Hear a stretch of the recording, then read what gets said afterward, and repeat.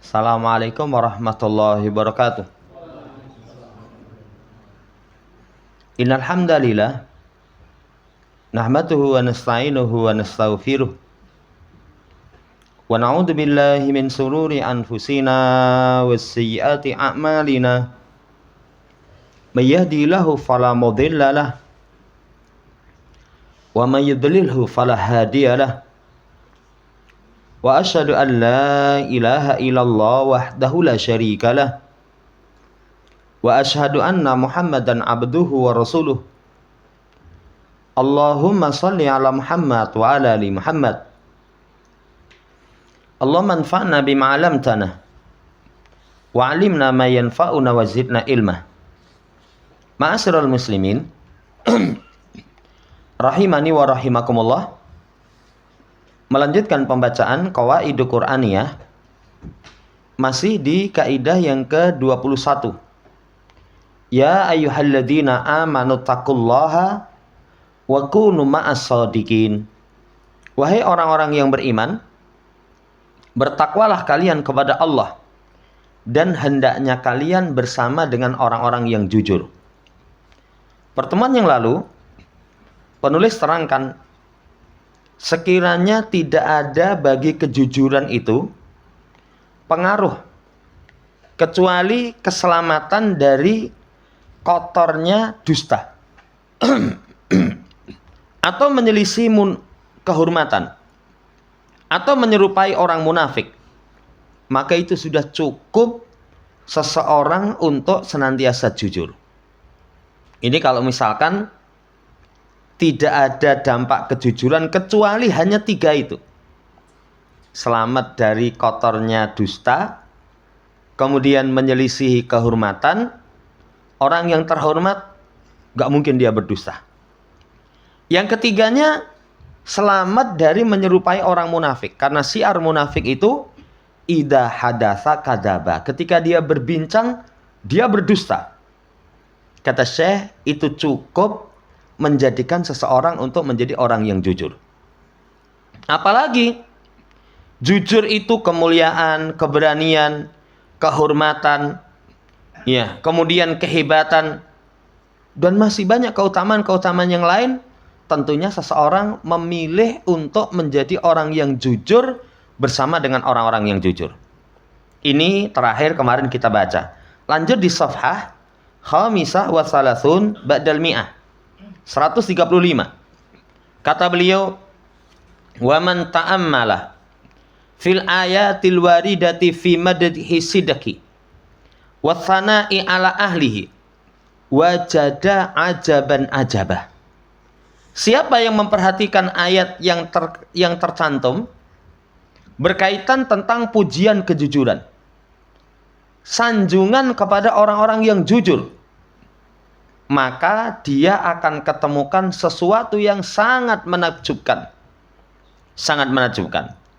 Hasbuna huna an-nusyira ila jumlatin minal athar allati dalla 'alaihal Qur'an lisidqi wa ahlihi fid dunya wal akhirah.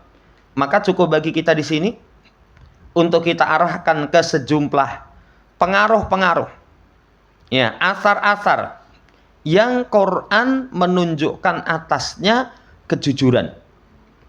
Kemudian orang-orang yang jujur dunia akhirat itu Masya Allah pengaruhnya luar biasa. Pertama, fasadiku sairun ala darbil anbiya'i war rusul. Orang yang jujur itu berarti berjalan untuk mengikuti jejak para nabi, para rasul. Apa enggak mulia? Saudaraku yang saya hormati, semua kita ingin mengikuti jejak para nabi dan para rasul. Makanya dalam surat Al-Fatihah, ihdinas siratal mustaqim siratal ladzina an'amta alaihim. Ya Allah, tunjukkan kami jalan yang lurus. Jalan orang yang kau berikan kepada mereka nikmat. Jalan orang yang diberi nikmat itu siddiqin. Pertama para nabi, para rasul. Yang kedua siddiqin. Yang ketiga syuhada. Yang keempat solihin. kita meminta untuk bisa mendapatkan hidayah jalan orang-orang yang Allah berikan nikmat. Para nabi. Para nabi itu jejak jalan mereka itu kejujuran. Kejujuran. Maka alladzina asnallahu alaihim fi ghairi ma ayatin bisidqi fil wa'di wal hadisi. Yang orang-orang Allah puji atas mereka tidak hanya dalam satu ayat. Berkaitan dengan kejujuran dalam janji, dalam berbicara. Pertama, keutamaan jujur berarti kita termasuk orang yang berjalan menempuh jalan para nabi, para rasul. Jalan keselamatan. Jalan mereka jujur. Yang pertemuan yang lalu sudah disampaikan. Jujur itu mencakupi akwal, af'al, ahwal. Ucapan, perbuatan, keadaan. Ini pujian yang pertama, keutamaan yang pertama. Yang kedua, wasadiqu mu'anun mansurun. Orang yang jujur itu nanti akan ditolong, diberikan pembelaan. Diberikan pembelaan. Wa yusahhirullahu lahu man yudafi'u anhu min haitsu la yatawaqqa'u. Ya. Nanti Allah Subhanahu wa taala akan atur. Allah akan bikin orang-orang yang membela dirinya dari arah yang tidak pernah dia harapkan. Orang itu kalau jujur, tiba-tiba ada orang yang nolong. Tiba-tiba ada orang yang Allah gerakkan untuk memberikan pertolongan. Saya pernah itu ada orang bersengketa, hak dia mau diambil sama orang, itu sampai ke pengadilan. Pengadilan Sukoharjo, Mental. Sampai akhirnya sampai ke Semarang. Sampai di Semarang itu, tanpa dia sadari ada orang datang memberikan kesaksian, bener ini punyanya ini. Saya teringat dulu dia beli dari saya, itu bawa jaket, duitnya cemplungin jero jaket. Saudara yang saya hormati, kejujuran. Hampir kalah itu. Hampir kalah. Tapi karena dia orang yang jujur, Allah datangkan orang-orang yang memberikan pertolongan. Allah atur nanti akan ada orang yang membela dirinya. Haitsu la yatawaqqa. Yang itu tidak pernah dia harapkan, tidak pernah dia sangka. Jamaah hormati, demikian. Bal qad yakunul mudafi' khosman min husumihi. Terkadang yang membela itu justru musuh. Justru musuh. Sekarang dikasih contoh, ta'amal fi qauli imra'atil aziz. Perhatikan ucapan istri al-aziz. Istri al-aziz. Kan kisahnya Nabiullah Yusuf itu digoda. Awalnya jadi budak, dibeli. Setelah dibeli, tumbuh menjadi remaja yang sangat tampan. Termasuk ketampanan Nabiullah Yusuf itu luar biasa. Digoda oleh Imra'atul Aziz, istri pembesar. Dalam rumah semua pintu ditutup. Kemudian ya cuman berdua. Sebenarnya ada kecenderungan Yusuf ada, wanita itu juga ada. Dipanggil Yusuf kemari. Akhirnya saudara yang saya hormati, begitu menggoda seperti itu, tiba-tiba Al-Aziz suaminya itu datang. Kemudian ketahuan. Akhirnya yang difitnah Yusuf. Yusuf. Coba lihat. Kejujuran Nabiullah Yusuf itu diantara yang membuktikan kejujurannya adalah musuhnya sendiri. Musuhnya sendiri. Kata Allah Subhanahu wa taala, qalat imra'atul aziz al-ana hasasal haqqu ana rawattuhu an nafsi wa innahu laminas shadiqin. Berkatalah wanita al-aziz itu sekarang jelaslah kebenaran. Bahwasanya akulah yang menggodanya. Kan tadi sebelumnya itu kisahnya yang dituduh Yusuf. Dia berkata kepada suaminya, coba bagaimana hukuman bagi seorang yang balasannya seperti ini kepada istrimu. Difitnah. Tapi Nabiullah Yusuf jujur. Sampai akhirnya dicela sama wanita di negeri itu. Dicela sama wanita di negeri itu. Setelah dicela, akhirnya wanita itu diundang. Diundang, disuguhi buah sama peso. Ketika dalam kondisi ngupas buah, Yusuf suruh keluar. Begitu keluar semuanya domblong, terkesima dengan ketampanan Nabiullah Yusuf. Jari-jari mereka itu tersayat-sayat peso, mereka nggak sadar. Baru si wanita itu ngaku, jangan kamu cela aku. Ya, siapa coba yang tidak tergoda dengan seorang pemuda yang demikian tampan? Lalu jelaslah kebenaran. Perhatikan dari ayat ini diambil pelajaran, orang yang jujur, kadang musuh itu pun nanti akan menolong tentang kejujuran dirinya. Menolong tentang kejujuran dirinya. Saudara yang saya hormati, penyemangat kepada kita untuk senantiasa jujur. Poin yang kedua. Poin yang ketiga. As-sadiqu yasiru fitorikin yahdi ilal jannah. Alam yakul an-nabi sallallahu alaihi wasallam. Jujur itu jalan menuju jannah. Jalan yang mengantarkan menuju jannah. Apa ada kenikmatan yang orang harapkan lebih selain jannah? Nggak ada. Saya pernah sampaikan, semua orang itu pengen masuk jannah. Semua orang itu pengen masuk jannah.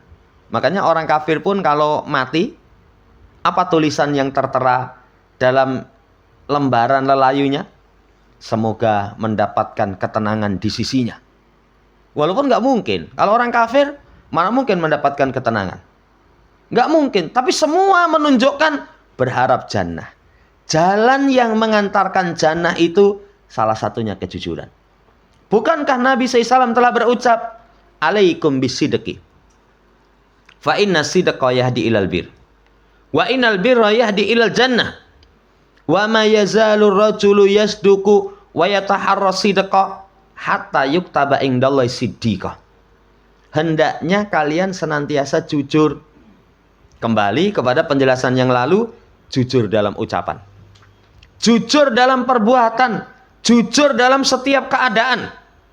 Karena jujur membawa kebaikan. Kebaikan mengantarkan ke dalam jannah. Dan seseorang yang senantiasa jujur, kemudian berupaya jujur. Lihat kata Nabi, wa yataharra sidqa, berusaha untuk menjadi orang yang jujur. Kadang kondisi tertentu, seseorang itu, waduh, ngapusi apa ora itu? Ngapusi apa ora? Seneng ngopen-ngopen manuk. Tuku manuk gawa mulih. Bojone tekok. Rego piro, Pak? Ya, jujur apa ora? Kalau ngomong 3 juta. 3 juta tukokne manuk. Ya, padahal manuk itu paling mati, pangan tikus, ucul. Ya. Saudara yang saya hormati, kadang jujur apa ora? Jujur apa ora? Piro 30. Ya. Gur 30 padahal 3 juta. Jadi kalau atusan ping 30 mungkin ya. Gur 30.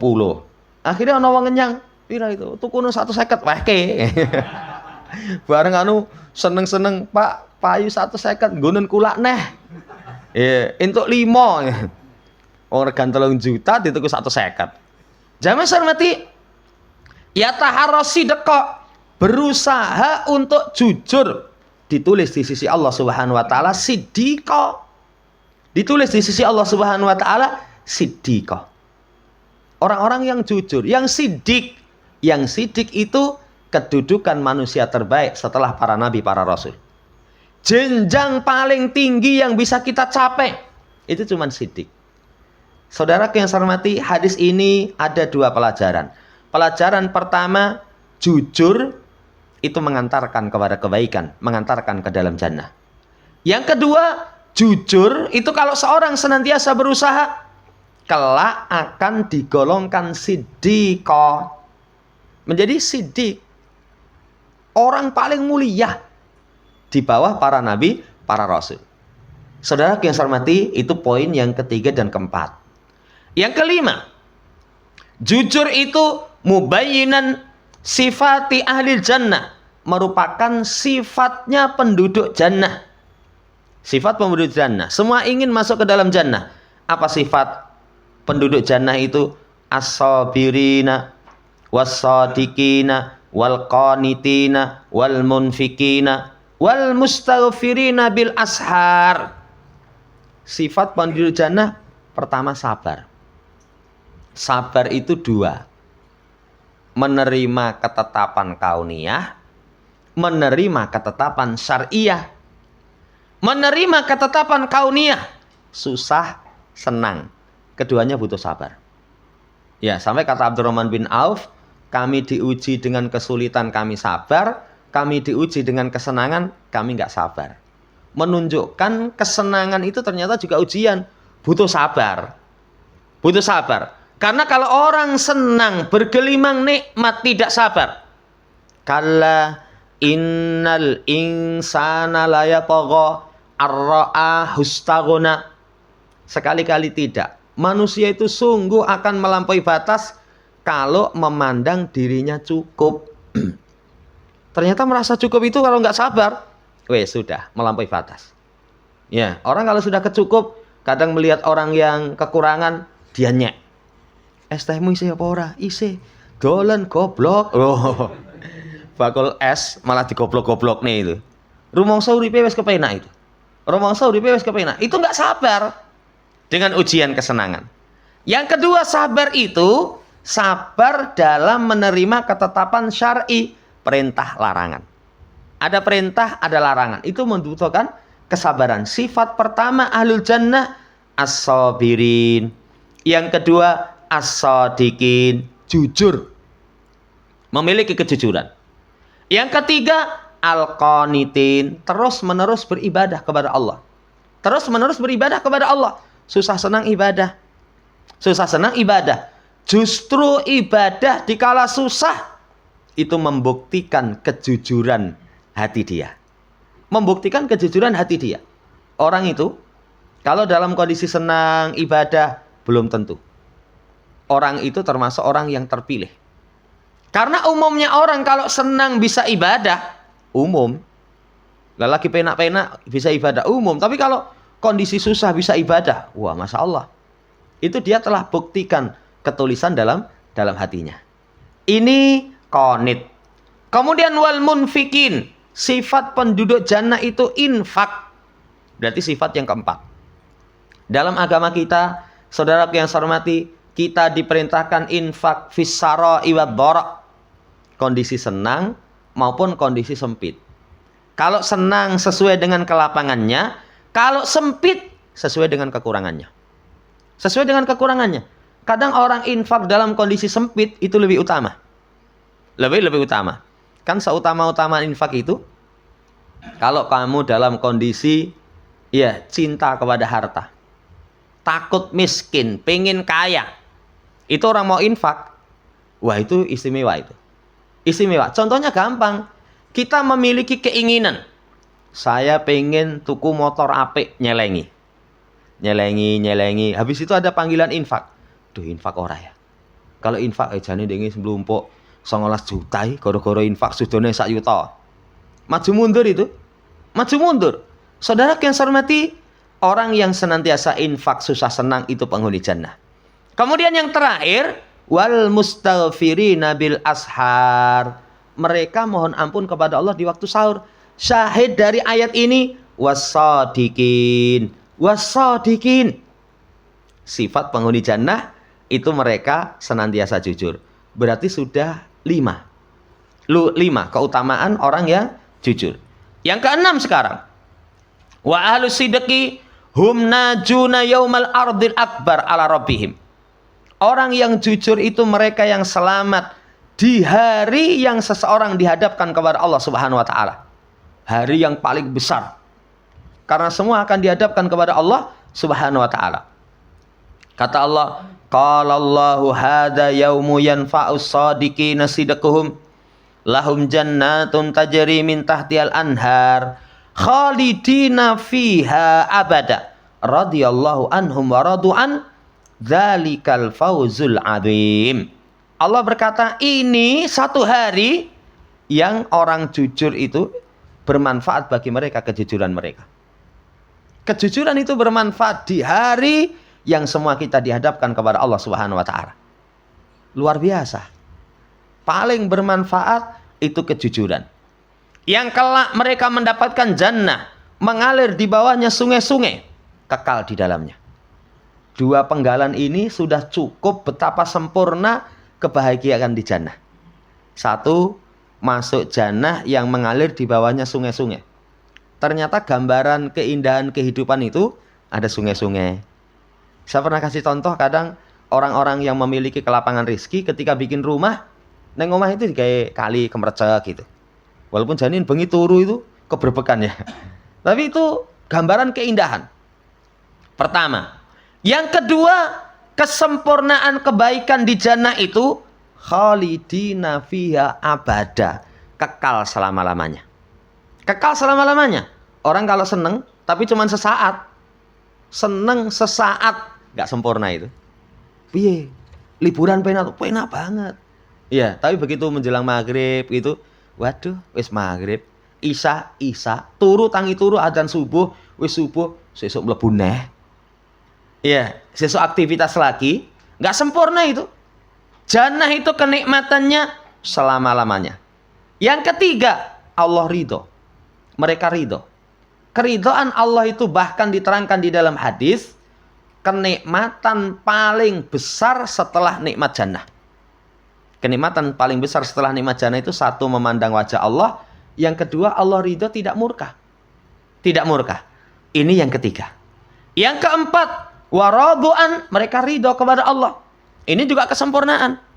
Kalau orang dikasih kenikmatan, kenikmatannya kekal, yang ngasih ridho, tapi dia nggak ridho, nggak sempurna kebaikan.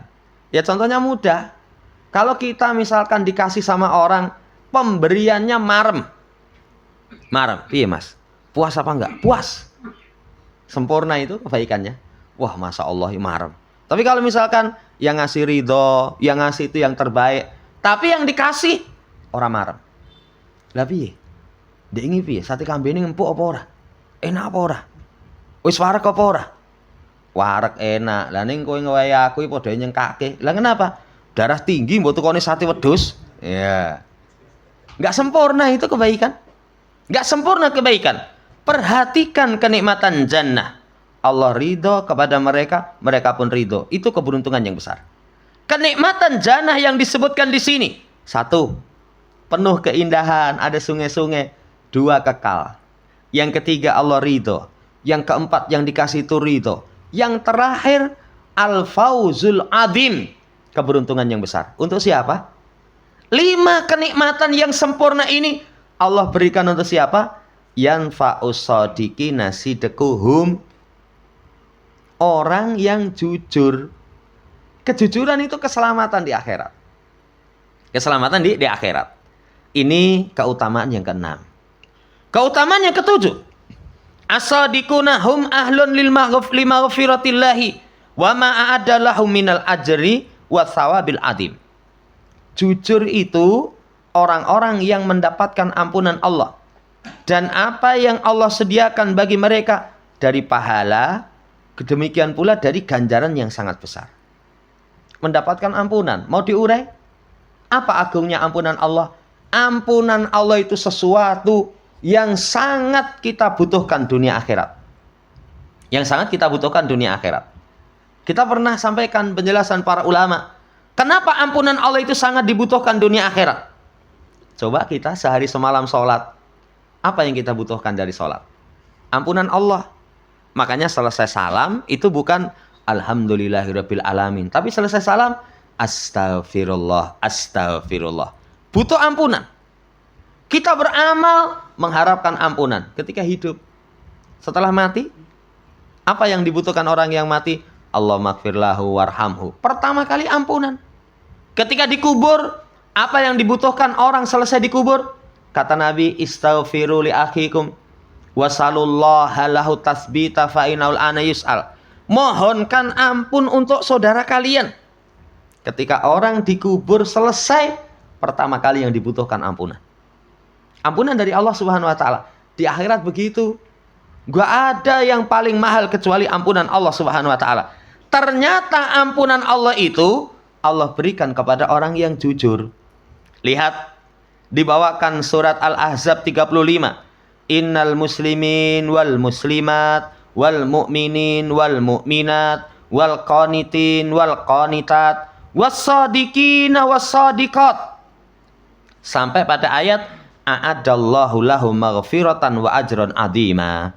Sesungguhnya muslim laki-laki dan perempuan. Islam itu kalau digandingkan dengan iman, maknanya ketundukan secara dohir. Berarti rukun Islam sudah dia lakukan secara dohir muslim. Muslim laki dan perempuan, mukmin laki dan perempuan yang qanit. Qanit tadi sudah kita sampaikan, terus menerus beribadah, laki maupun perempuan, jujur laki maupun perempuan. Allah sediakan bagi mereka ampunan dan pahala yang besar. Keutamaan yang ketujuh, ahlun li maghfiratillahi azza wa jalla. Ini Allah ta'ala alam. Kemudian saudara yang saya hormati, setelah dibawakan pujian Allah, sanjungan Allah kepada orang yang jujur. Tadi kalau kita rangkumkan ada 7 keutamaan dibawakan oleh penulis. Ba'da hadza fa inna minal muhsin wal mu'lim an yaral muslim an yaral muslima al kharaqa as-sariha fi waqil muslimin. Setelah ini maka sesungguhnya termasuk yang membuat sedih, yang menyakitkan, kamu akan melihat seorang muslim yang ada lubang, ada koyak yang menjerit pada realitanya. Apa itu? Mereka tidak mengetahui, mengamalkan kandungan ayat ini. Itu yang membuat kita sedih. Mungkin diri kita, atau mungkin keluarga kita, atau mungkin saudara kita kaum muslimin lebih umum, tidak mengamalkan wa kunu ma'as-shadiqin. Hendaknya kalian itu bersama dengan orang yang jujur. Jadilah orang yang jujur, atau berkumpullah dengan orang yang jujur. Kata penulis, fakam humul ladina yakdibuna fi hadisihim. Berapa banyak yang orang berdusta dalam ucapan mereka? Ini pertanyaan, gak usah hadapkan kepada orang lain. Berapa kali kita berdusta? Kalau Nabi Ibrahim alaihissalam, itu beliau ketika syafa'atul udhma, didatangi manusia. Ibrahim, kamu itu kekasih Allah.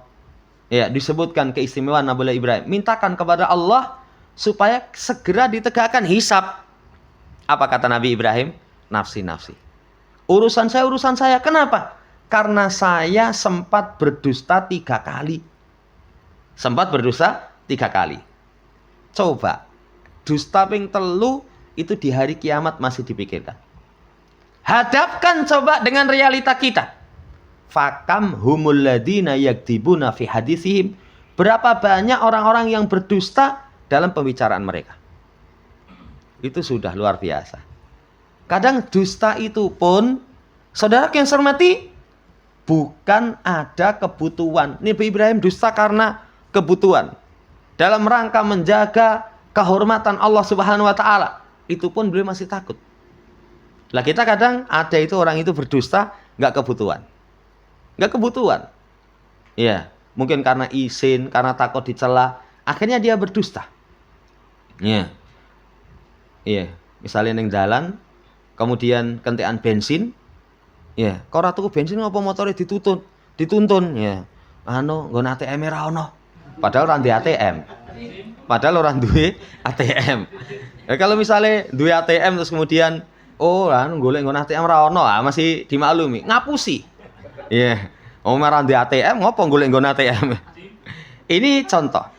Kemudian wakam humul ladina yahlifuna mawaidahum. Berapa banyak orang-orang yang menyelisih janji mereka. Berjanji menyelisih. Banyak itu. Padahal orang dijanjeni itu seneng ngerep-rep. Orang dijanjeni itu seneng ngerep-rep. Ya, tapi kalau diselisih gelo. Lihat anak-anak itu. Anak ini janjeni sesuk prai renang. Wah, seneng ya. Bengi itu siap-siap pakaiannya sing mau digawa. Nanti jajanannya itu bengi wis tuku padahal mangkate sesuk. Tapi begitu pagi, resto renang. Malah rasito. Ya. Nah itu kalau dijanjeni diselisih itu, saudara yang saya hormati, menyakitkan. Menyakitkan. Berapa banyak orang yang berjanji menyelisihi, sabrek. Demikian pula wakam hum ulaika ladina yankuduna uhudahum. Berapa banyak dari mereka itu yang membatalkan janji-janji mereka. Alaisa fil muslimin man yata'atta riswah. Kemudian dikasih contoh lagi, bukankah di tengah-tengah kaum muslimin orang yang menyuap? Nyuap itu berarti kan nggak jujur. Kenapa? Dengan suap hak orang lain akhirnya berpindah kepada dia yang asalnya tidak berhak. Asalnya tidak berhak. Saudara yang saya hormati, dengan suap. Apa ada di tengah-tengah kaum muslimin suap? Ya, bukan hanya ada, masih banyak. Masih banyak. Ya, jamaah saya hormati. Kemudian wa yahunu bidzalika ma'tumina alaihi min ada'i wadifatihi.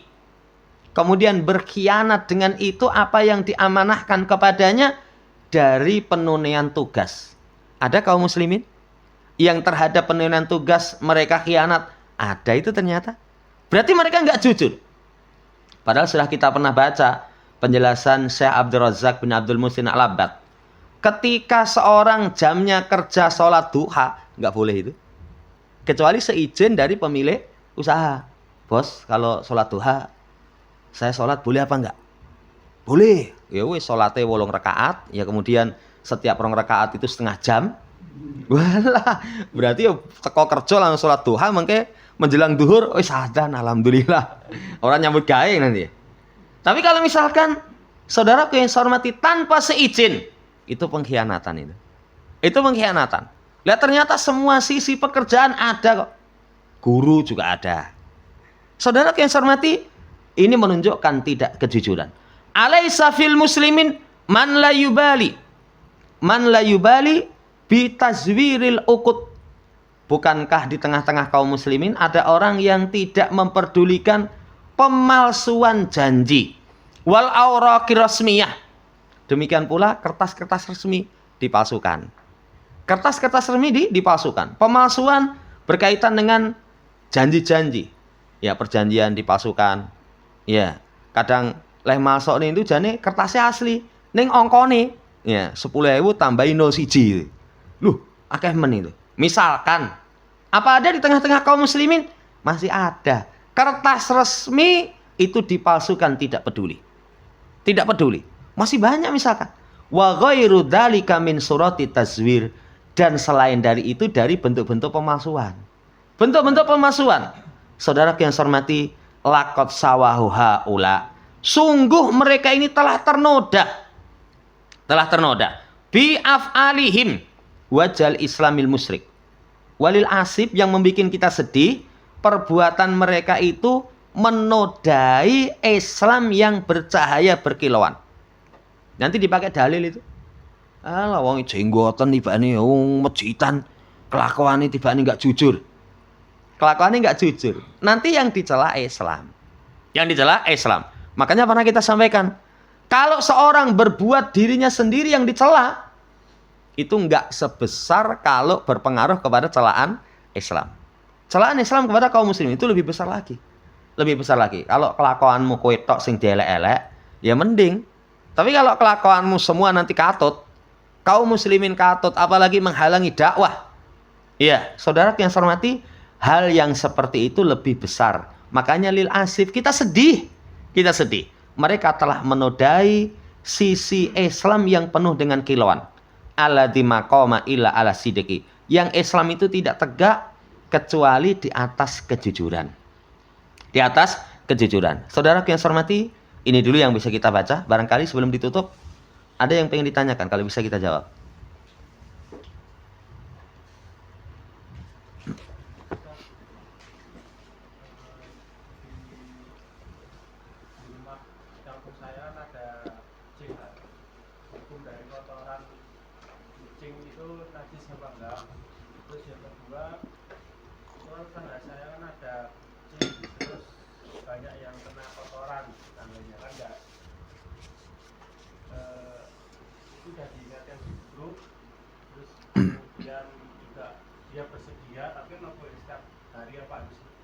Kita kan juga pagi-pagi mau kerja harus bersihkan. Nah itu ada sering-sering apa kita culik terus kita jualan ke pasar lah, itu punya nanti gimana. Kalau di aku pasar kita nggak boleh. Jadi yang pertama, kotoran kucing itu najis. Nanti kaidahnya semua binatang yang haram dimakan kotorannya najis. Termasuk kotoran kucing. Makanya ada salah satu dari guru-guru kita itu mengatakan lebih baik nggak pelihara kucing. Ya, kenapa? Karena kotoran najisnya itu nggak bisa aman. Saya pernah dapat kiriman, kucingnya itu dilatih kalau buang hajat, kalau buang kotoran itu WC. Bisa, jadi pas pengen buang kotoran mesti di WC. Tapi membersihkan bekas kotorannya itu ternyata peperin yang kasur. Jadi ada kamar mandi di dalam, kemudian masuk ke kasur. Setelah kasur itu kalau model kucing kan biasanya sing belakang itu diseret itu loh. Lah nanti kan najis ke sana kemari. Najis ke sana kemari. Makanya kalau pelihara cobalah yang tidak ada najis. Tidak ada najis. Pelihara ayam, kotorannya kotor apa enggak? Kotor. Tapi najis apa enggak? Enggak najis. Walaupun kotor. Dan ayam mungkin bisa dikurung. Ya, wis nanu ngingu doro wae. Walah doro. Itu malah ganggu tonggo itu. Walaupun enggak najis tapi kotorannya ganggu tetangga. Makanan tetangga dihabiskan. Wallahu ta'ala alam. Yang kedua, kalau sampai kotoran itu mengganggu, berarti dia mendolimi orang. Mendolimi orang. Peliharaan dia itu kalau mengganggu orang, dia bertanggung jawab. Kalau dia nggak bertanggung jawab, dia berdosa. Dia berdosa. Kemarin ada orang yang tetangganya bukan kucing tapi anjing. Lah anjing itu setiap buang kotoran itu ke rumah dia. Padahal dia kerjanya di rumah sakit, itu masuk kadang si pagi, itu wah nggak mulai kesel-kesel itu, wah nimpali. Nah, tanyanya itu boleh nggak misalnya tak bedil ndase ben mati ya. Ya nanti asalnya itu sampaikan aja kepada yang punya. Yang punya. Tapi walau ta'ala alam kalau memang yang punya sudah dikasih nasihat kemudian tidak mau kembali, barangkali diperbolehkan karena dia dolim. Dia ada kresek, gua ke pasar misalkan. Yang di sana ada makanan bagi dia. Tidak disiksa tapi ditempatkan tempat-tempat yang di situ mungkin masih dapat makanan. Walau ta'ala alam. Apalagi sudah diingatkan, sudah disampaikan oleh yang memiliki wewenang Pak RT atau apa. Ya, itu berarti sudah. Itu mengganggu kita ya sudah. Walau ta'ala alam. Saya itu kalau kemasukan kucing ya termasuk gak seneng. Anak saya itu kalau kucing jadi seneng. Tapi begitu gendongi itu seseknya kambuh. Jadi ya kalau masuk tak gusah. Walaupun kemarin saya baca ada sebagian ulama ada kalanya kucing masuk ke rumah kita itu minta makan. Ada kalanya seperti itu. Ya, walau ta'ala alam. Kalau saya lebih condong misalkan ya satu najis. Yang kedua kotorannya najis. Yang kedua ketika mengganggu orang dolim kita berdosa.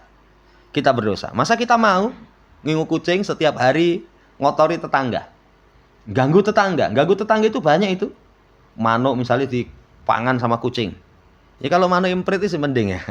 Ya kalau manuk yang mahal kan ya hanya lah. Ya berarti kedoliman. Kedoliman nanti kita akan tanggung dosanya. Yang ketiga, walau ta'ala alam, kalau memang sudah disampaikan dinasihati tetap tidak mau, berarti barangkali boleh kita singkirkan. Walau ta'ala alam. Kemarin juga ada yang buang kucing di dekat Masjid Ali itu ada berapa ekor itu. Ya, jadi api-api. Cuman saya teringat itu nggak seneng ya. Ya tidak seneng. Walaupun kalau delok kucing itu memang lucu-lucu ya. Tapi sekali lagi itu yang menjadikan kita berat. Walau ta'ala.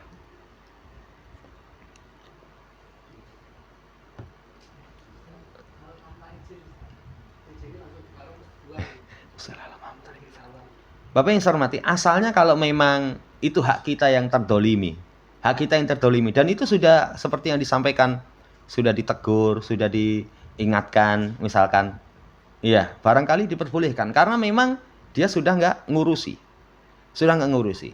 Nah, termasuk peliharaan itu ternyata secara aturan itu harus dikurung. Pelihara ayam macam-macam itu harus dikurung. Nanti kalau merusakkan, ya dia bertanggung jawab. Boleh ta'ala alam, apalagi anjing. Ya kalau kita yang alami seperti yang saya sampaikan tadi, dia kerja di rumah sakit, begitu pulang, gawean wajib. Jadi nyekro itu tiap hari. Disampaikan kepada pemilik, malah kandanono asune kae. Langsung dikandani apa bisa? Ya. Kalau seperti itu ya wes itu berarti dia sudah tidak tanggung jawab. Wallahu ta'ala alam. Cukup. Itu yang bisa kita sampaikan, kurang dan lebihnya mohon dimaafkan. Subhanakallahumma rabbana bihamdika asyhadu an la ilaha illa anta astaghfiruka wa atubu ilaik. Assalamualaikum warahmatullahi wabarakatuh.